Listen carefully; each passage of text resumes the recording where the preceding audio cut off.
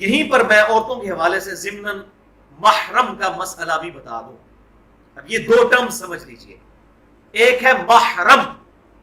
محرم وہ ہوتا ہے کہ جس سے ہمیشہ کے لیے نکاح کسی عورت کا حرام ہو، یعنی اس کا سگا بھائی یا اس کا باپ یا اس کا بیٹا، یہ تمام رشتوں کے علاوہ جو سورۃ النساء کے اندر آئے ہیں ڈیٹیل کے ساتھ، یا اس کا خاوند، یہ ہے اس کے محرم. اور ایک لفظ ہے محرم. محرم کہتے ہیں احرام باندھنے والے کو، جس پر احرام کی پابندیاں لاگو ہو جائیں. یہ ہے لفظ محرم اور وہ ہے محرم. محرم کے حوالے سے عورتوں کا کیا حکم ہے، اس پہ میں 2-4 منٹ میں اس مسئلے کو بھی کنکلوڈ کروں. اس وقت امت کے چند بڑے مسئلوں میں سے یہ مسئلہ ہے اور دونوں طرف بڑی سختی پائی جاتی ہے. میں اس کو بالکل فرقہ واریت کی لعنت سے بالا تر ہو کر صحیح مسئلہ اس کانٹیکسٹ میں بتاتا ہوں. صحیح بخاری اور صحیح مسلم کی متفق علیہ حدیث ہے. صحیح بخاری میں انٹرنیشنل نمبر کے مطابق 3006 اور صحیح مسلم میں 3272 کہ آپ صلی اللہ علیہ وسلم نے ارشاد فرمایا، کوئی عورت بھی بغیر محرم کے کسی اور مرد کے پاس خلوت نہ کرے اور نہ ہی بغیر محرم کے سفر اختیار کرے. اسی طریقے سے صحیح بخاری اور صحیح مسلم میں ہی ایک طرق اس کا ملتا ہے جس میں الفاظ ہے کہ جو عورت اللہ اور یوم آخرت پر ایمان رکھتی ہے اس کے لیے یہ حلال نہیں کہ بغیر محرم کے ایک دن یا ایک رات کا سفر اختیار کرے. اور ایک اور طرق ہے بخاری اور مسلم کا، اس میں الفاظ ہیں 3 دن اور 3 رات کا سفر کرے. بہرحال جو میں نے پہلی حدیث جس کا ریفرنس بھی بتایا بخاری اور مسلم سے، اسی میں آگے الفاظ موجود ہیں. ایک صحابی نے عرض کیا، اللہ کے رسول صلی اللہ علیہ وسلم، میرا نام تو جہاد کے لیے، غزوے کے لیے لکھ لیا گیا ہے، جبکہ میری بیوی ارادہ کرتی ہے کہ اس نے اس سال حج کرنا ہے. تو آپ صلی اللہ علیہ وسلم نے اسے حکم فرمایا کہ تم جہاد چھوڑو اور اپنی بیوی کے ساتھ جا کر حج کرو، بغیر محرم کے وہ حج نہ کرے. تو آپ صلی اللہ علیہ وسلم نے اس کو حکم فرما دیا. البتہ اس میں ایک ایکسیپشن ملتی ہے. صحیح بخاری اور صحیح مسلم کی جو متفق علیہ حدیث ہے کہ کسی عورت کے لیے حلال نہیں کہ وہ 3 دن یا 3 رات کا سفر بغیر محرم کے کرے، یہ بخاری میں نمبر ہے 3324 اور مسلم میں 3258. اسی کا ایک طرق جامعہ ترمذی میں بھی موجود ہے، بالکل یہی الفاظ، انٹرنیشنل نمبر کے مطابق 1169 وہی حدیث بخاری اور مسلم کی کہ جو عورت اللہ اور یوم آخرت پر ایمان رکھتی ہے اس کے لیے حلال نہیں کہ بغیر محرم کے 3 دن یا 3 رات کا سفر اختیار کرے. لیکن امام ترمذی رحمۃ اللہ علیہ نے بڑا ہی کارنامہ کیا کہ جامعہ ترمذی میں یہ حدیث لے کر آیا اور اس کے آگے سلف کا منہج بھی لکھ دیا کہ اہل سنت کے ائمہ میں سے امام مالک رحمۃ اللہ علیہ اور امام شافعی رحمۃ اللہ علیہ، یہ 2 ائمہ کہتے ہیں کہ چونکہ قرآن میں کیٹاگوریکل یہ مینشن ہے من استطاع الیہ سبیلا، کہ جو کوئی اللہ کے گھر تک پہنچنے کی استطاعت رکھتا ہے اس پہ حج فرض ہے، لہٰذا عورتوں پر الگ سے بھی حج فرض ہے.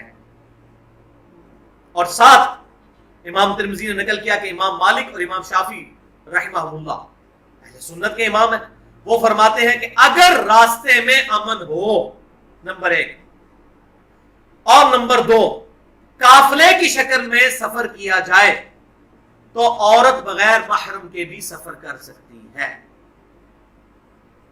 راستے میں امن ہو اور قافلے کی شکل میں سفر کیا جائے تو عورت بغیر محرم کے سفر کر سکتی ہے، لیکن صرف حج کا، کیونکہ حج ہے فرض. امام ترمذی نے تو صرف امام مالک اور امام شافعی کا قول نقل کیا ہے، اس قول کی دلیل کوئی نہیں دی. لیکن میں الحمدللہ صحیح حدیث سے، صحیح بخاری کی، امام مالک اور امام شافعی کے جو یہ فتویٰ ہے اس کو انڈورس کرتا ہوں اللہ کے فضل سے.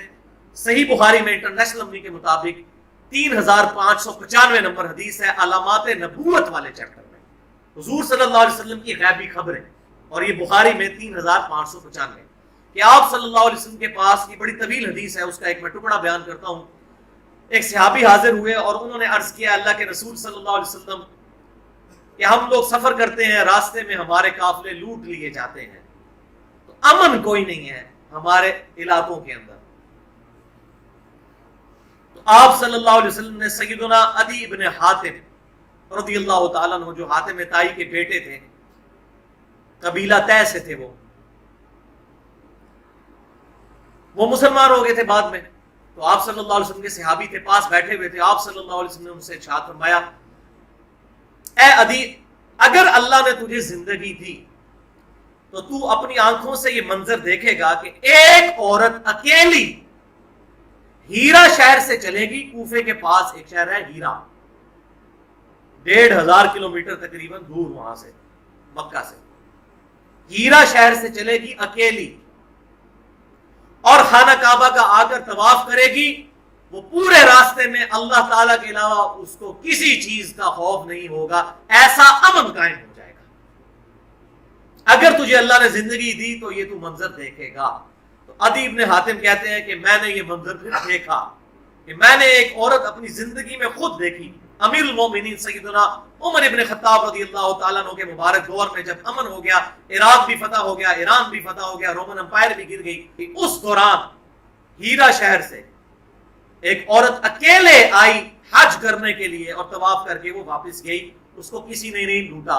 اور عدی ابن حاتم کہتے ہیں جب حضور مجھے یہ بات ارشاد فرما رہے تھے صلی اللہ علیہ وسلم، میں اس وقت اپنے دل میں سوچتا تھا کہ قبیلہ طے کے ڈاکوؤں کا اس وقت کیا بنے گا. وہ تو راستے میں کوئی قافلہ نہیں چھوڑتے، ایک عورت اکیلے سفر کرے گی، اس کو کیسے چھوڑیں گے. لیکن اللہ نے مجھے یہ منظر دکھایا کہ حضور صلی اللہ علیہ وسلم کی غیبی خبر پوری ہوئی. اسی لیے اسے امام بخاری اس حدیث کو علامات نبوت والے چیپٹر میں امام بخاری لے کر آئے ہیں. حضور صلی اللہ علیہ وسلم کی غیبی خبروں کا بیان انٹرنیشنل نمبر کے مطابق 3595. یہ حدیث فیکٹ ثبوت ہے اس بات کا کہ عورت اکیلے بھی سفر کر سکتی ہے اگر راستے میں امن ہو اور قافلے نہ لٹتے ہوں. تو بدرجہ اولا پھر وہ حاجیوں کے ساتھ سفر کر سکتی ہے. لیکن ایک چیز جو فتنہ ہے سفر کے دوران، اس سے بچنے کے لیے یہ چیز ضروری ہے کہ ایسی عورت پھر اکیلے سفر کرے قافلے کے ساتھ امن کی حالت میں جس کی عمر 50 سال سے زیادہ ہو، جوان عورت نہ ہو. تو یہ پریفریبل ہے. تو ظاہر ہے کہ وہ جب قافلے کی شکل میں جاتے ہیں وہاں پر یہاں سے جو میاں بیوی بھی جاتے ہیں وہ بھی وہاں اکٹھے تو نہیں رہتے، کیونکہ حج کے دنوں میں تو کمرے ہی بڑے تھوڑے ہوتے ہیں. عورتیں ساری ایک کمرے میں ہو جاتی ہیں، مرد سارے ایک کمرے میں ہو جاتے ہیں. یہ تو نہیں ہوتا کہ ہر جوڑے کو الگ سے ایک کمرہ الاٹ ہوئے ہوتا ہے. تو اس طریقے سے وہ سفر اختیار کر سکتی ہے. لہٰذا میں نے یہ معاملہ بالکل کھول کر بیان کر دیا تاکہ کوئی بھی شخص اس معاملے میں سختی نہ کرے.